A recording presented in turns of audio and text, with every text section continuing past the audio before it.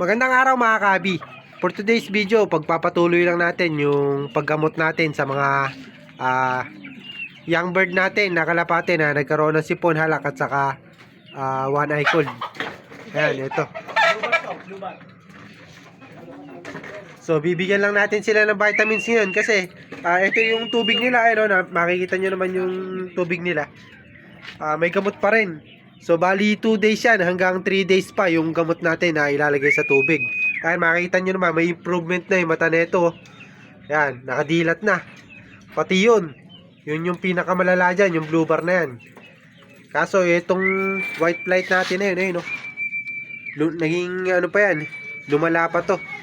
Ayan. Tapos, ito, yung sinasabi ko sa inyo na malakas at medyo mukha ka ako na hindi na magkakaroon ng one eye cold, nagkaroon pa rin, no?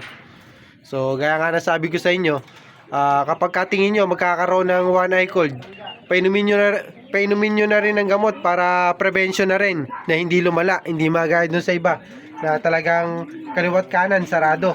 So ito lang matibay natin na kalapate. Yun din, medyo matibay din yun. Nagkaroon din yung kaso, konti lang din. Parang ganito lang din, mas malala pa nga ito ng konti. Pero okay lang yan mga kahabi, kahit papano na-prevent natin yung paglala nila. So kumbaga naagapan natin at hindi na lumala katulad nung iba natin na kalapate rito. Ayan, no? So yun na lang ang malala dyan. Ito.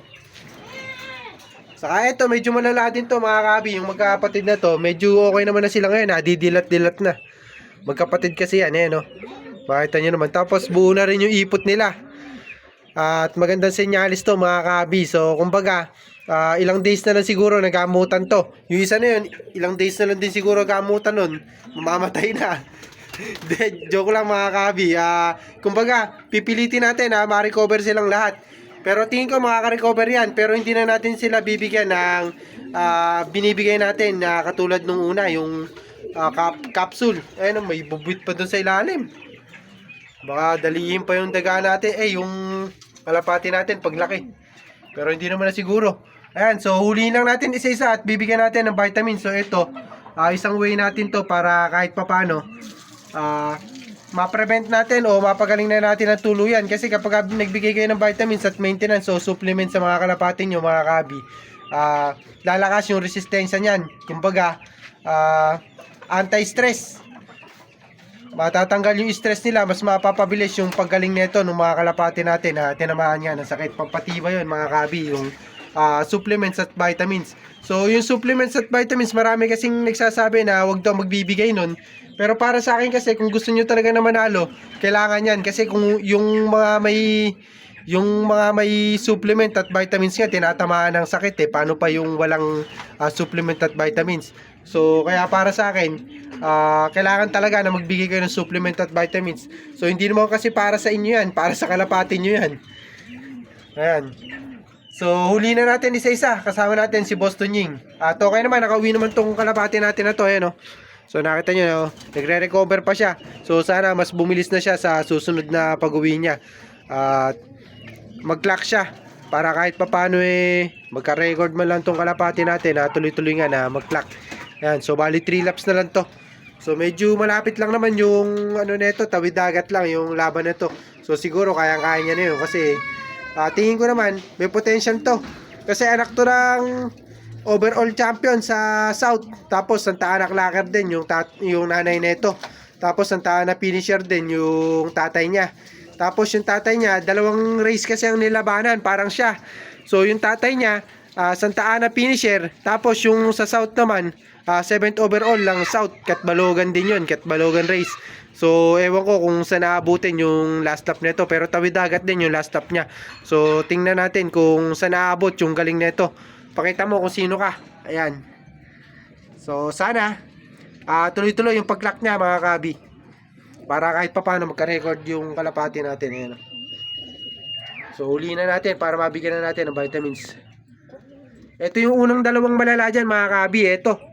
Yung Homer na yan. Saka yun. So medyo lumala pa yun kasi malikot kasi yun mga kabi. Kumbaga sa bata, mahilig magliwaliw. Ayan so siguro nabibinat. Kumbaga pag nagkasakit ka, pag naglikot, talagang bumabalik yung lagnat. Malikot kasi yung isa na yan. Hindi katulad nito. Ayan o, tinan, naka ano lang, naka tahimik lang sila. Katulad na ito, andyan lang lagi yan. Ito naman, dito na nagano to, naghari-harian. So kung minsan mga kabi, yung blue bar natin yun, dito pumupunta. So mahaba na yung ano natin, yung usapan natin. Bali papahuli na natin kay Boss Tunying. So nag-aabang pa kami ng Katbalogan Daybird. So sana mag-clock. Hanggang bukas pa naman ng tanghali yung abangan nun. Pero inaabangan pa rin namin kasi mag-aalas 5 pa lang. So ito lang yung vitamins na bibigay natin sa kanila. Ayan o, B12, calcium, saka multivitamins. Ayan, tingnan nyo na rin para makita nyo. Bali, isang multivitamins, isang calcium lactate. Ito yung puti, sa pula sa puti. Tapos ito naman kulay pink, B12. Meron nabibili na to, kulay pink din, kaso B-complex. Kumbaga, kompleto na.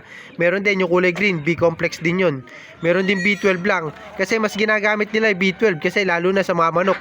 Pero merong nabibili niya na B-complex. Mas maganda kung B-complex yung mabibili nyo. Yung kulay green na yung kulay ng mismong vitamins. Meron din na B-complex na kulay pink yung vitamins mismo. Ito, B12 lang to. Ayan o, makita nyo. Tapos ito rin, calcium yung ibibigay natin. So, not-sponsored to mga kabi. Pero ito yung ginagamit natin, binibigay natin. Tiki-tikisa, sabay-sabay lang naman natin bibigay yan. Ayan. Ilan yan? Pero mo, sarado mo, lilipad yun. Ilan yan? Ilaki mga.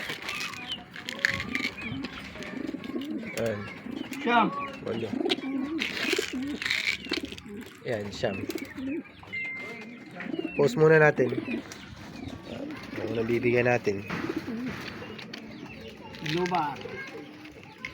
Bali isang buo nun. Kasi pwedeng hatiin to sa gitna eh. Pero itong mga kalapati natin na to kasi ihahabol natin sa training to. Kaya inihahabol na natin ng supplement saka vitamins. Para lumakas. Baka sakali tatlo lang yung ma-load natin dito. Yung tatlong malakas. Yung apat sa summer na siguro natin ilalaro yun. Mga bobo eh. May hina katawan. Ayan. Ito yung unang tatlo na to. Ito yung sigurado isasali natin. Kasi yun, makita nyo naman. Bagya lang yung tinama dito sa isa na to. Sayang kasi yung kalapate kapag pinilit natin at hinabol natin. Baka makakasanayan lang na dumapo. Wala rin. Kasi yung kalapate kapag bitin talaga sa training. Tapos isinama nyo pa. Makakasanayan lang dumapo niya kahit na maganda yung linyada. Pangit yung ginawa nyo conditioning. Talagang masasayang lang. Ibig sabihin, umuwi man ang umuwi, puro cut-off lang abutin kasi nga yun ang nakasanayan. So yun yung iniiwasan natin kaya hindi tayo naghahabol basta-basta ng kalapate kahit na kaya ng kakayanan ng kalapate natin. Kasi mahirap na makasanayan ng kalapate yung ganung ugali. Puro cut-off yung mangyayari sa inyo mga kabi. So ito tips ko lang to sa mga newbie. Wag nyong madaliin yung pag-aalaga ng kalapate. Kumbaga meron pa na masusunod na race kahit na old bird category lang. So enjoyin nyo lang. Wag nyo ihabol ng ihabol kung hindi naman kaya ng kalapate nyo. Kasi sayang yung kalapate nyo, sasabihin nyo bobo.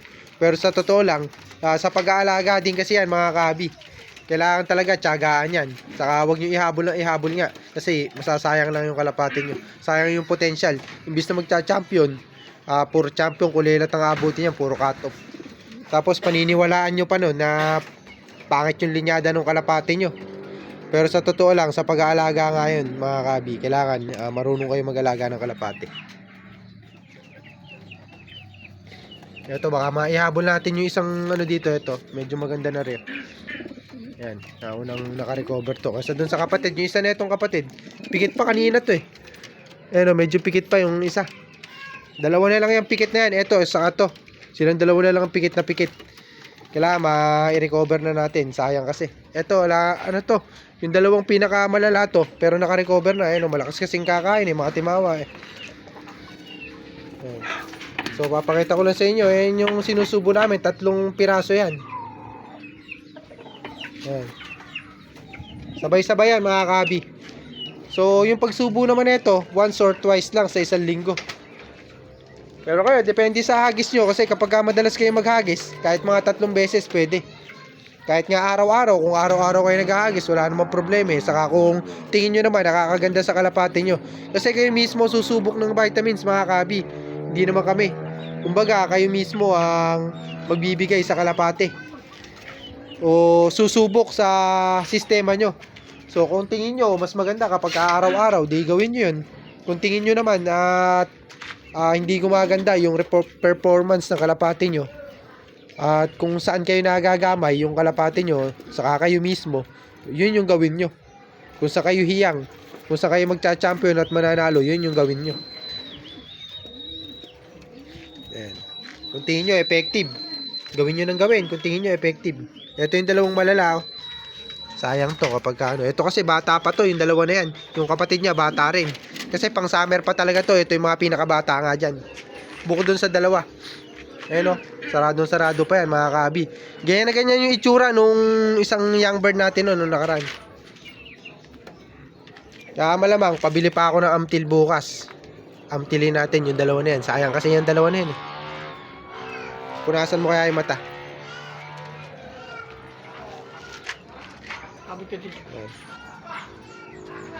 So, hindi na natin pahabain yung video, mga kabi. Isa na lang naman yung susubuan natin ng vitamins. Ayan, oh.